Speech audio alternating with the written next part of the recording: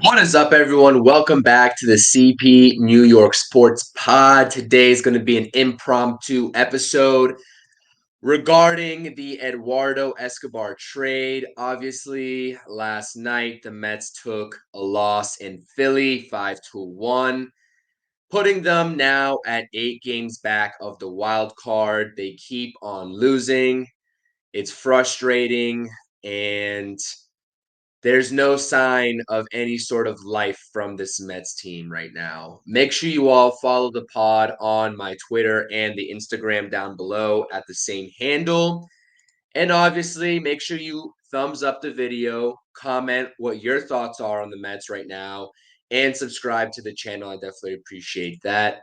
Um, Listen, it's getting very ugly in Mets land. The Mets are the fourth worst team in the NL by record right now. I just mentioned 8 games back of the wild card spot. Division is already out of the hope. So I wanted to make this video today to discuss the trade that we saw go down last night in Mets land. It was Eduardo Escobar being traded to the Los Angeles Angels in exchange for two starting pitching prospects. Um, we got Coleman Crow and we got Landon Marceau. I hope I'm not mispronouncing his name. I know he's a Louisiana product out of LSU, so hopefully I pronounced his name right. Regardless, two starting pitching prospects in a Mets farm system that severely lacks adequate starting pitching. I like the idea and the philosophy that the Mets are starting to employ now. I just want to go ahead and talk about what this potentially means for the Mets. We were questioning, what we've said it on my post-game lives. I've discussed with Nelson and Matt about whether the Mets are going to be sellers or staying pat at the deadline if they keep losing. What is the line of demarcation in terms of when the deadline approaches? If the Mets are X games back of a wild card spot, are they going to be buyers? Are they going to stay pat, not move anybody, see how the rest of the season plays out? Or are they going to be sellers?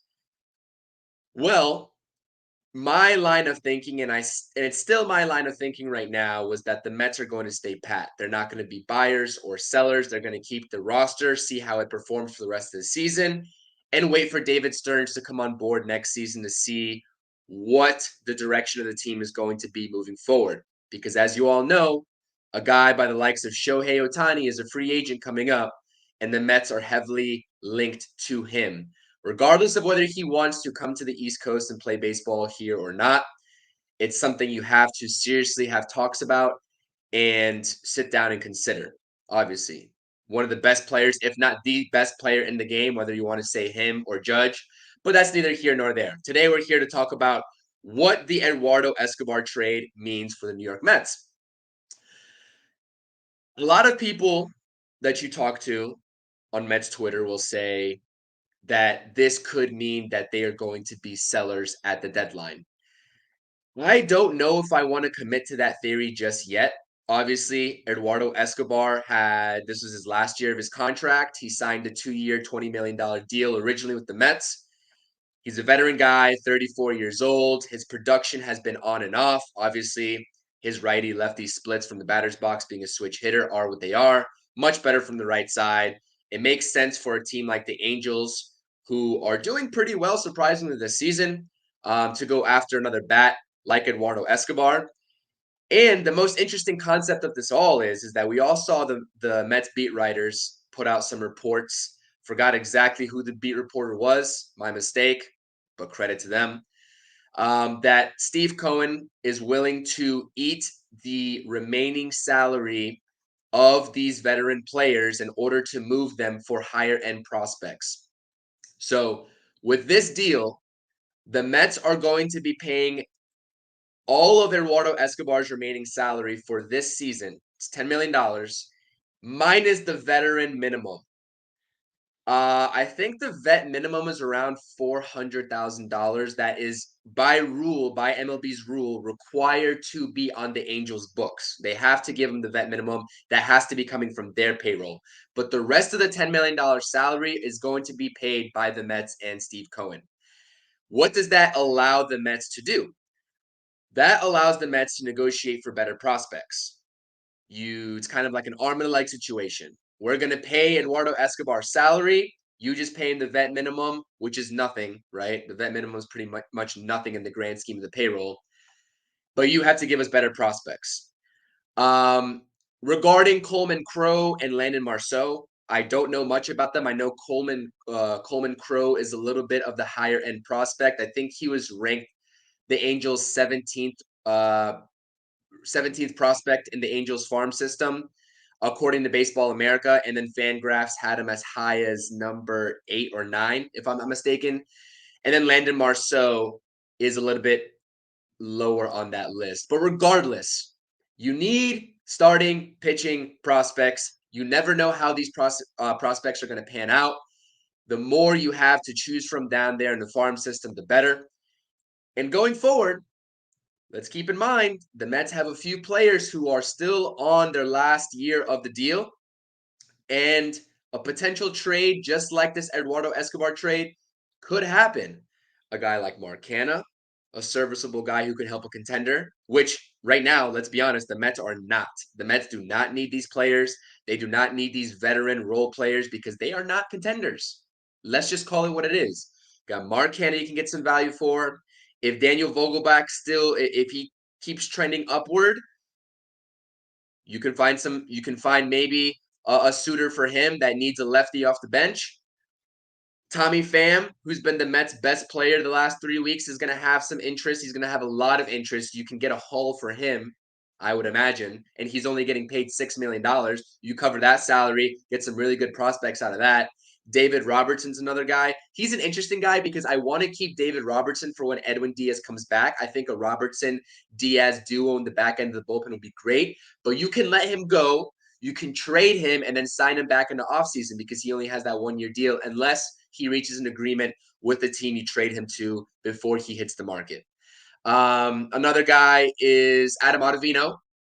I'm not sure how much value Adam Ottavino has with the way he's been performing, but you can kick the tires, make a couple calls, see what happens, and see what the market for him is. Point being is that those guys are really easy to move, especially with Cohen willing to eat the rest of their salary for this year. But I keep seeing on Mets Twitter, oh, let's trade Max Scherzer while we're at it. Let's trade Justin Verlander. Let's trade Starling Marte. Those guys, I'm just going to say right now, I am highly confident that those guys are going to be staying put. Not because the Mets need them either. To be honest, if their contracts looked a little different, I would be all on board with trading Max Scherzer and Justin Verlander because I think this year is a wash right now. I think the collective Mets community thinks it's a wash. But you can't trade a guy like Max Scherzer who has a player option that he's going to be opting into for $43 million next season to anybody in the MLB because they're not going to want him. You can cover the rest of his salary this year, which is a topic of discussion whether it's worth it or not by itself. But Steve Cohen is not going to pay $43 million of Max Scherzer contract next year for Max Scherzer to be playing somewhere else. It's not happening. And the same goes for Justin Verlander. He could cover maybe $5 to $7 million. That would be pretty acceptable, I would think. Maybe even 10 million. I'll give a higher figure. I'll say $10 million. You cover 10 million of Max Scherzer's $43 million salary next year. What does that leave you at? There is still no team in the league that's going to be paying a guy that old $33 million for the season to take up $33 million of their payroll. And Marte is the same thing. Maybe not to that extreme. He's not making 40 M's plus, but for the value he brings at right field, and given his age, especially because I think he has 2 more years left on his contract, that's still money that regardless of what Steve Cohen pays this season, those teams are not going to want that on their books for the following seasons. So let's hold the talks on Max Scherzer, Justin Verlander, and Starling Marte being traded because guess what? If they had team-friendlier contracts, yeah, I'd be all on board, but it's not realistic right now. I think a lot of people are jumping the gun on what this Eduardo Escobar trade means. Do I think guys like Pham, Vogie, Robertson are out of here by the deadline? Yes, I do. The Escobar trade frees up space, frees up playing time for the younger guys. Maybe if you get rid of a couple other guys, you'll see a guy like, Vientos get called back up or Ronnie Mauricio. Eduardo Escobar situation, Mark Hanna leaves, Jeff McNeil goes over to left field, Ronnie Mauricio at second base. I know a lot of people are worried about his fielding, but listen, these guys got to get reps at the major league level. So let's see what happens come the trade deadline. The Mets have a lot to figure out. It's really, really nice that we have an owner right now in Steve Cohen, because I've been seeing a lot of critiquing of Steve Cohen. Maybe it's warranted, maybe it's not, but the fact that he's willing to eat dead money like that for a guy who's going to be playing elsewhere for the rest of the season in order to build the farm system and get that starting pitching or whatever depth they want in the farm system is a really nice sight to see. So you can talk about whatever you want with Steve Cohen. He's willing to spend money not only on the big names, but he's also willing to spend money in order to recoup his losses and put this team in a position to where they won't falter in the future and they'll have reinforcements in the future. And that's what I can appreciate about Steve Cohen. I can certainly appreciate that. And everybody in the Mets community, Mets Twitter, who badmouths him, should as well. You could talk about how he handles the situation with him and Buck Showalter or the analytics department. You can go at that all day long, but he's willing to do whatever it takes to put the Mets first and put them in the best position possible, regardless of this season and how it ends up. So I appreciate you all tuning in. This is a small video. I just wanted to recap the trade, what it means.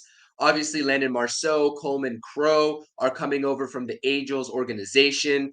Eduardo Escobar, best of luck to him. I thoroughly enjoyed my time watching Eduardo Escobar in the Mets uniform. He's a great guy. I think he's going to benefit the Angels and what they need to fill out their roster moving forward, hopefully for a playoff run. So I'm wishing him nothing but the best. I'm hoping for better days for the Mets. I am by no means sitting here and rooting for any sort of losses and rooting for a tank season. This is a long season left to go, but as of June 24th, this season is not looking good. The Mets are 8 games out of a wild card spot. If something doesn't change quick, we can certainly see guys like Pham being moved, Robertson being moved. And I know there's going to be unpopular moves among Mets Twitter about, why are we giving up on the season? But at some point, the team has to cut its losses. Does that mean it's going to happen in the next week? No. The trade deadline is still pretty far away in terms of the trade deadline. This was an early trade for Eduardo Escobar, so I was kind of surprised when I saw it happen. But it benefits the Mets, it benefits the Angels, and it just makes sense. So we'll see. We'll keep an eye on it. Like I said, appreciate you tuning in. Subscribe to the channel first and foremost. Follow my pages on Twitter and Instagram at the same handle at CPNY Sports. As always, we'll see what the Mets bring forward coming soon. Check out the post game live going down tomorrow on Sunday following the Mets Phillies. I'll have my guys Nelson and Matt on the channel. The Mets Interstate Report. Go check that page out on Twitter as well. That is debuting on Tuesday, June 27th at 5 p.m. We're going to be streaming weekly to Nelson's and I's YouTube channel. So hit that subscribe button. Be on the lookout for that. And as always, let's go Mets, and we'll see you all the next time.